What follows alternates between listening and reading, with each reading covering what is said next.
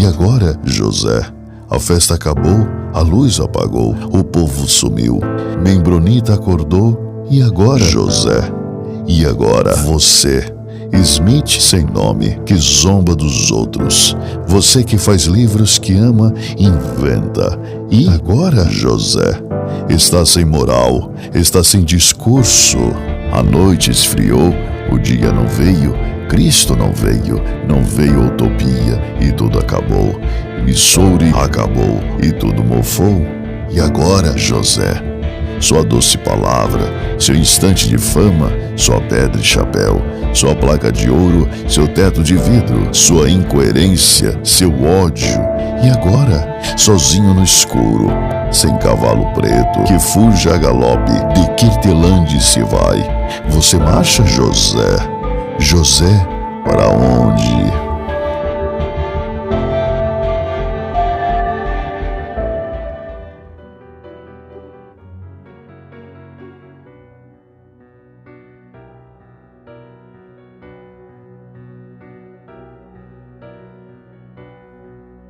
Saudações, membronicos! Eu sou o Ossi e esse é o Membro Pod, meu canal de podcast de estudo da história da Igreja de Jesus Cristo dos Santos dos últimos dias.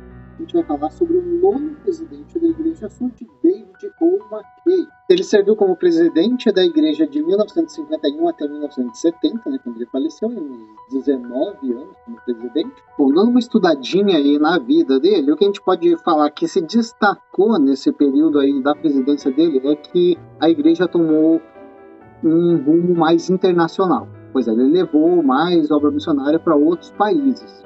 Mas tem algumas polêmicas sobre ele também, né? Entre essas polêmicas está, a questão racial, né? Sim, ele ainda manteve essa questão dos negros não poderem ter o sacerdócio, né? Não ter o mesmo privilégio dos brancos dentro da Igreja Sud. Assim, para ser justo, ele comentava que ele tinha um desconforto sobre essa lei. Ele não gostava muito, mas que não tinha nenhuma revelação para revogar isso, então ele ia manter. Outra polêmica também, ainda sobre essa questão internacional, o que acontece? Ele enviou a doutrina da igreja para vários outros países de cultura bem diferente. E ele não deu aquela adaptada cultural, então parece que veio aquela americanização para o outro país. Então essa religião ela ficou muito americana dentro de um país que não era americano. Então eles sentiram esse impacto cultural e foi alvo de crítica. Outro ponto polêmico aí da gestão dele como presidente da igreja foi no sistema educacional da igreja. Pois é, ele deu um bom incentivo, né? Ele investiu nessa questão educacional, mas a igreja mantinha muito controle sobre o que era ensinado. Quarto ponto polêmico aqui que a gente pode levantar sobre ele também é que ele se envolvia muito na política. Então a opinião dele estava muito forte como anticomunista. Ezra Taft Benson também era bem anticomunista. E ele até chegaram a puxar a orelha dele falando assim, ô presidente, pois é, a igreja não pode se pôr tanto politicamente assim. Acabava misturando muito religião com política. Então vamos conhecer um pouquinho quem foi ele, David Oman McKay. Ele nasceu em 1873 e faleceu lá em 1970, pois ele estava com 96 anos quando faleceu. Ele foi uma autoridade geral ativa da igreja por 64 anos consecutivos, pois é, mais do que qualquer outra pessoa dentro da igreja. Pois é, então desde o primeiro chamado dele como autoridade geral até o falecimento dele, 64 anos.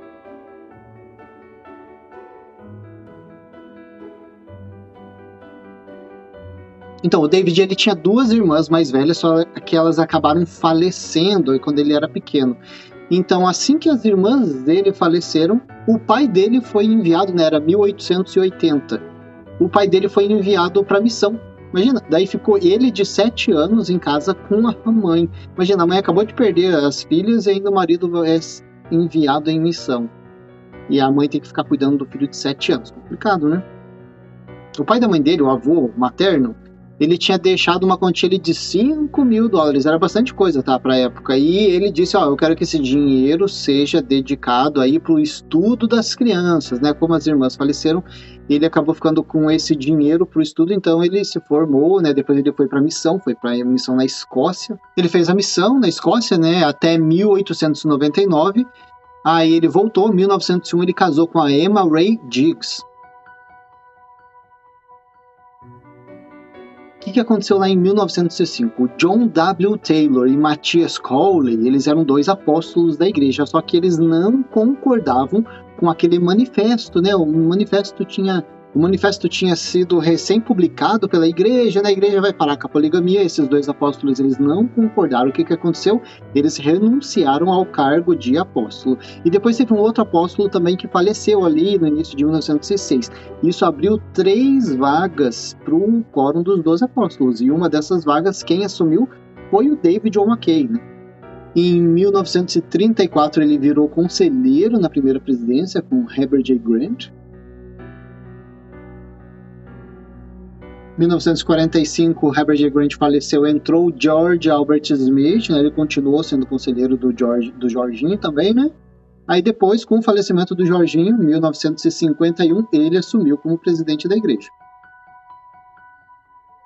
Ele tinha 77 anos quando assumiu como presidente da igreja, né? E foi por 19 anos, né? Como a gente já viu, assumindo esse cargo até o falecimento dele em 1970. Bom, ele foi atuando, né? A gente sabe que ele estava ali com 96 anos quando ele faleceu, né? Então, quando ele chegou ali perto dos 90, nos anos 60, 1960, ele já não estava conseguindo atuar muito bem como presidente da igreja. A idade estava batendo, né? Inclusive para os conselheiros. Então, a gente se viu ali com uma primeira presidência da igreja muito velha que não estava conseguindo atuar por causa da idade. Então, o que aconteceu? Foi designado 3 conselheiros adicionais, né, um pouco mais novos, para conseguir ir levando, né, essas atribuições da primeira presidência. Bom, vamos voltar um pouquinho lá para as polêmicas. Tem um episódio da rádio Free Mormon que cita que David O. McKay, ele não tinha, no final aí da vida dele, um testemunho do livro de Mormon.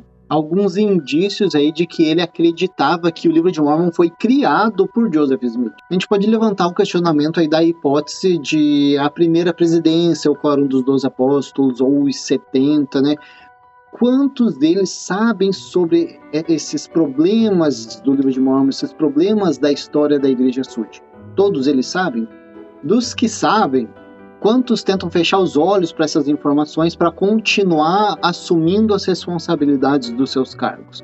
Pois é, o que dá para entender por uma análise da vida do David O. McKay é que ele chegou no final da vida imaginando assim, cara, eu não sou diferente de ninguém, não estou recebendo nenhuma revelação, né? Depois de muito esforço e vivendo como profeta da igreja, parece que não acontece nada.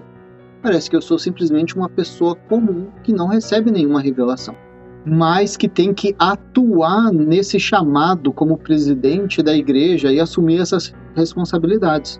Tem um escritor chamado Matthew Harris, ele escreveu um livro chamado Second Class Saints, Black Mormons and the Struggle for Racial Equality. Quando ele foi questionado sobre essa questão aí da proibição do sacerdócio aos negros, se isso realmente vinha de Deus, né, ele disse ali que dentro do quórum dos 12 apóstolos, de acordo com a fonte dele, tinha uma discussão sobre isso. Se essa proibição do sacerdócio aos negros vinha do racismo, olha só o que eles estavam considerando dentro do quórum dos 12 apóstolos, se isso vinha do racismo de Brigham Young ou se realmente vinha de Deus. O que também leva a gente a pensar sobre essa dúvida aí de David O. McKay é uma frase que ele carregava pela vida dele, né? Essa frase diz assim: sejas o que fores, desempenhe bem o seu papel. Será que independente da igreja ser verdadeira, a gente tem que desempenhar o nosso papel? Como profeta, como membro fiel? Falando sobre o David, ele não era uma pessoa ruim, não. A gente já viu alguns presidentes da igreja aí que não eram pessoas muito agradáveis, nem muito boas, não, né? Mas sobre o David O. McKay, porque a gente ouve falar que ele era uma pessoa gentil, perdoador, gente boa. Ele era também amigo do presidente dos Estados Unidos, né, o Lyndon Johnson. Ele tinha um relacionamento bom também com lideranças de outras igrejas, meio que ele estava de boa, ele passava essa vibe assim de boa, carismático, né? Se a gente fosse levantar talvez um ponto pessoal dele, que não era muito bom, era uma vaidade, ele gostava dessa adoração que os membros tinham sobre ele, né, como presidente da igreja. Tanto que a partir aí da presidência dele, que os membros começaram a chamar o presidente da igreja mais como profeta, né? Porque os 15 são profetas, né? Mas ele gostava desse título, dessa veneração, o profeta, presidente da igreja, né? De acordo com algumas informações, provavelmente ele foi um dos primeiros presidentes da igreja a esconder informações financeiras sobre a igreja. Pois é, a gente sabe que já acontecia bastante coisa ruim desde o início, desde a época de Joseph, né? Questão financeira também, né? Falando. Mas David John Mackay, a gente tem registros aí que levam a entender que talvez ele foi o primeiro presidente a esconder informações financeiras. O David, ele também tinha uma amizade assim com o Bruce R. McConkie, né? Então, assim, por conta dessa amizade, ele deixou com que o Bruce R. McConkie publicasse aquele livro Doutrina Mormon. Esse livro, Doutrina Mormon, ele é bem polêmico, tem informações aí que tiveram que ser alteradas, né? A igreja fica meio assim, né? Então, por conta dessa amizade dele com Bruce R. McConkie, esse livro foi publicado. Na publicação David John Mackay and the Rise of Modern Mormonism, ele cita uma situação em que o David ele foi lá para o funeral de um membro chamado Anderson. E ele citou o Charles Darwin, pois é, o pai da evolução, né, da ciência, que fala sobre a evolução da espécie, que é o contrário do criacionismo, né? Então, o criacionismo em que Deus criou Adão e Eva, e assim a gente vem até os dias de hoje, pois é completamente diferente das ideias do Charles Darwin, que fala sobre a evolução das espécies. E o David John Mackay citou Charles Darwin nesse funeral. Ele falou assim, que se o homem tivesse evoluído até o seu estado atual, fazia sentido que ele continuaria a evoluir na vida futura. Uma outra situação que envolve o David John Mackay é aquela frase, né? Nenhum sucesso na vida compensa o fracasso no lar, não é mesmo? Foi atribuída a ele por muitos anos. Eu, como membro da igreja, sempre acreditei que essa frase era do profeta. E olha só como inspirado e revelação, né, a igreja traz com essa frase maravilhosa: nenhum sucesso da vida, pode correr atrás de dinheiro, de fama, né, e tudo, mas não vai tomar o lugar de um lar fracassado, né? Então, olha só, revelação divina. Só que não era, né? Não era. Ele pegou essa frase de outra pessoa. Ele citou essa frase é de J.E. McCollum. Então, David John Mackay citou essa frase lá em 1935, antes dele ser profeta, presidente da igreja, ele citou essa frase. Mas depois, quando ele virou presidente da igreja, em 1965, ele repetiu essa frase, né? E essa frase começou a ser usada, então, pela liderança da igreja e ficar famosa. Pois é, falando sobre o casamento plural, a gente sabe que a presidência da igreja, os líderes profetas da igreja, lá a partir de Brigham Young, eles estavam instituindo o casamento plural como se fosse um mandamento. Se você não tiver várias esposas, você não vai para o céu, não vai receber todas as bênçãos da exaltação. Mas, chegando agora em David John Mackay, em 1956, ele mudou essa história, né? Ele disse que não, peraí, o casamento plural era só uma prática, né? Então, todas as bênçãos que um homem casado com várias esposas teria, um homem casado com uma esposa também vai ter. Isso aí vai totalmente em contradição com o que tinha sido dito antes. Um outro assunto sobre o racismo, né? Em 1947, teve um homem chamado John Denhalter, e ele escreveu uma carta para o David perguntando sobre essa questão aí do racismo, né? Como é que é essa história, né? E o David John Mackay, ele respondeu essa carta dizendo: não conheço nenhuma base bíblica para negar o sacerdócio aos negros. No entanto, acredito, como você sugere, que a verdadeira razão remonta à nossa vida pré-existente. Pois é, então o John ele falou: talvez isso aí é da vida pré-existente, o que você acha aí, o presidente, profeta da igreja? Agora, se ele era um profeta, vidente e revelador, por que ele não tinha uma resposta para o John? Então, quando questionado sobre a questão racial, né, por que a proibição do sacerdócio aos negros, David John Mackay respondia: isso faz parte do plano de Deus, né, e é referente à nossa vida pré-mortal. Um outro ponto que a gente pode falar sobre David John Mackay é a questão do nazismo. Pois é, em 1951, que ele virou presidente da igreja, já tinha acabado a Segunda Guerra Mundial, né? Já tinha acabado esse negócio de Hitler e tudo. A gente sabe que na época da Segunda Guerra Mundial, na época em que Hitler estava atuando, o presidente da igreja não tomou um partido mais fixo, né? Uma posição fixa sobre essa questão, né, do que estava acontecendo. Ele deixou acontecer, mas isso não quer dizer que todos os líderes da igreja eram coniventes com o que estava acontecendo. E uma dessas pessoas era David John Mackay, ele não era conivente com isso. Em 1943, quando a guerra estava aí lá, né, no meio para o final, David John Mackay, num discurso, ele chamou Hitler de ditador assassino. Na época ele era membro do Quórum dos 12 Apóstolos. Outro apóstolo aí na época, que era o John A. Witzel, ele chamou Hitler de doente mental e remeteu as crenças raciais do nazismo como uma ilusão feia. Olha só. Líder da igreja Sud, que proíbe o sacerdócio aos negros, tem toda essa questão racial. Ele estava julgando as crenças raciais do nazismo como uma ilusão feia. Olha só.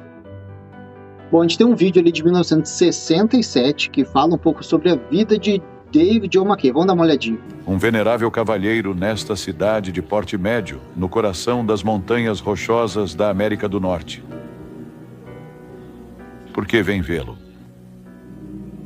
Os grandes e os pequenos. Este homem é David O. Mackay, e o cargo que ocupa é o de presidente da Igreja de Jesus Cristo dos Santos dos Últimos Dias. Para milhões ao redor do mundo, ele é profeta, vidente e revelador. Um homem que está na terra à frente da Igreja de Jesus Cristo. Os mais elevados de todos os ideais são os ensinamentos e, especialmente, a vida de Jesus de Nazaré. E aquele que é verdadeiramente grande é o homem que mais se assemelha a Cristo.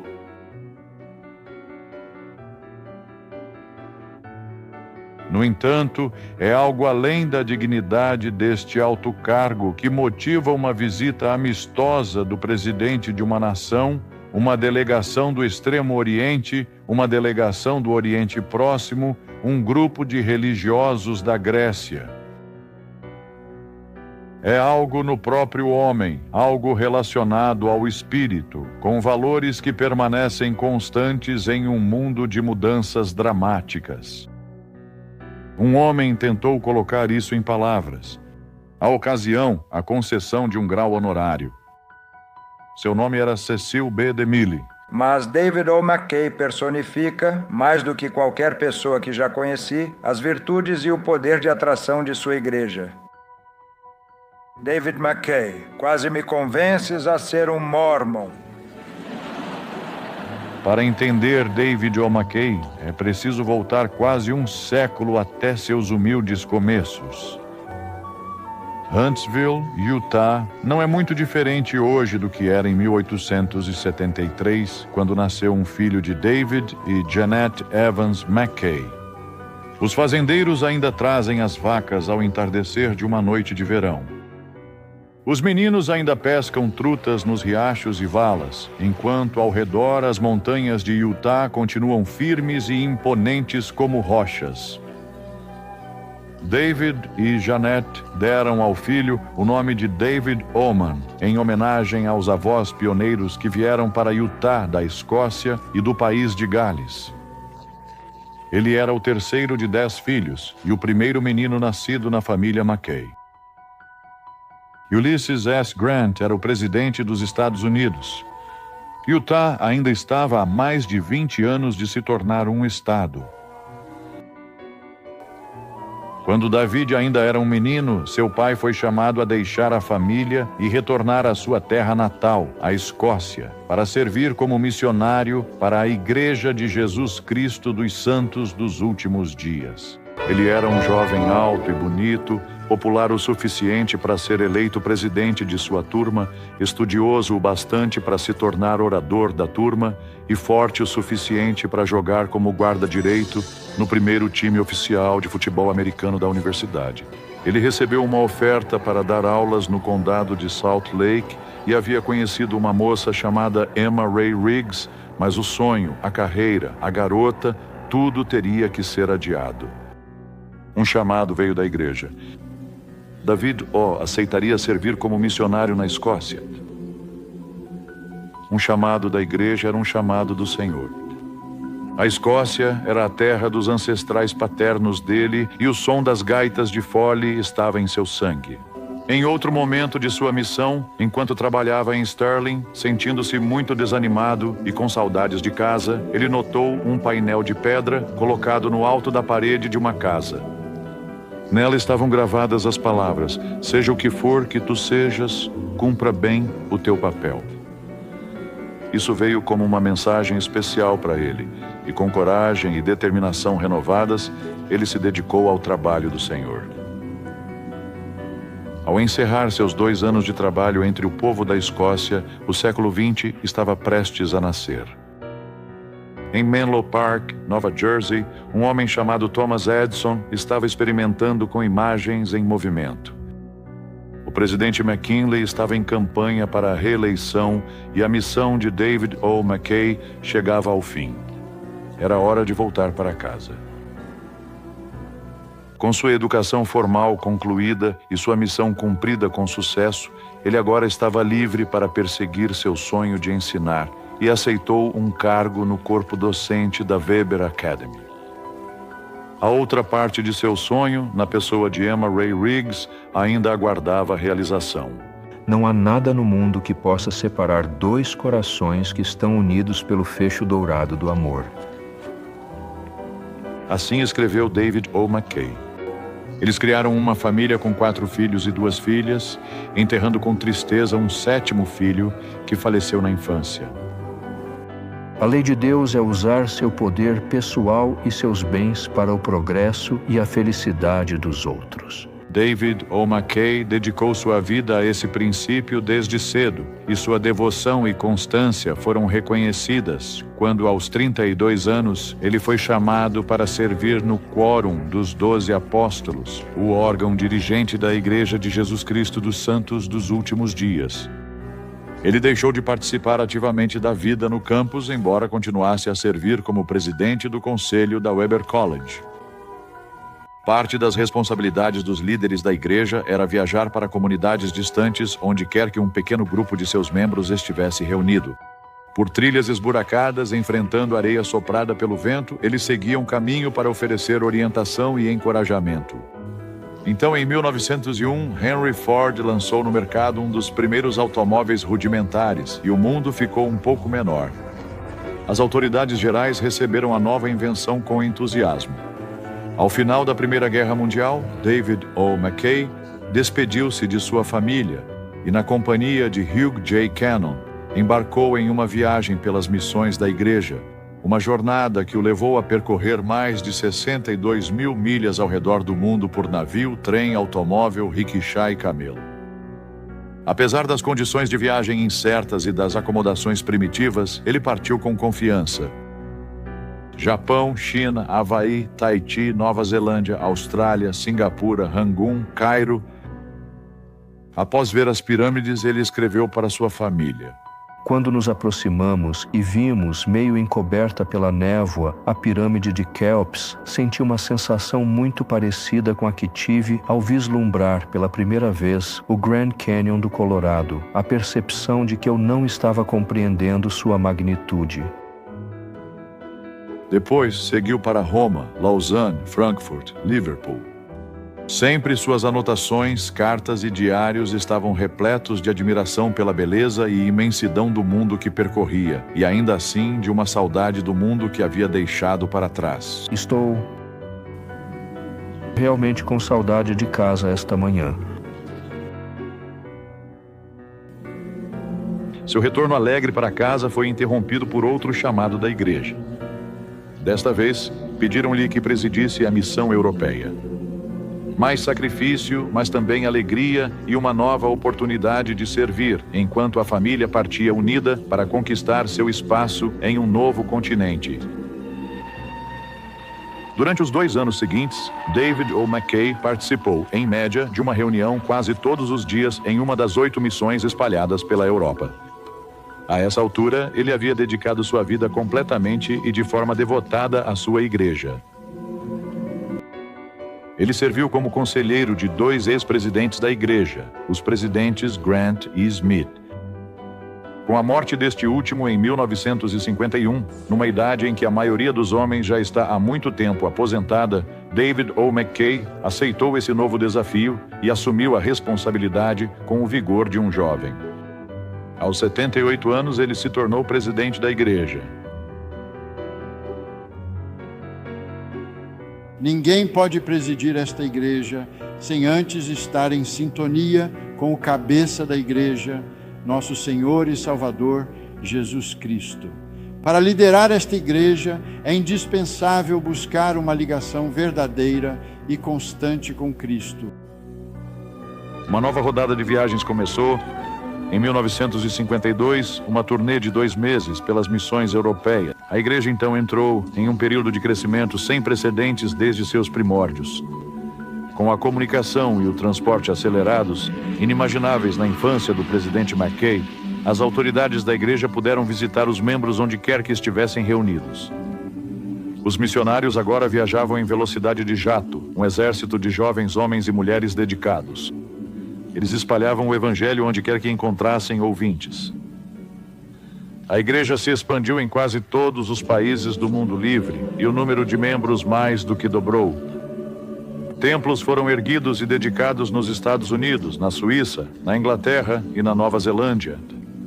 Em todos os continentes, capelas foram construídas em grande número pelos membros em crescimento. Escolas e universidades da igreja foram ampliadas e desenvolvidas para oferecer excelentes instalações educacionais a estudantes de todo o mundo.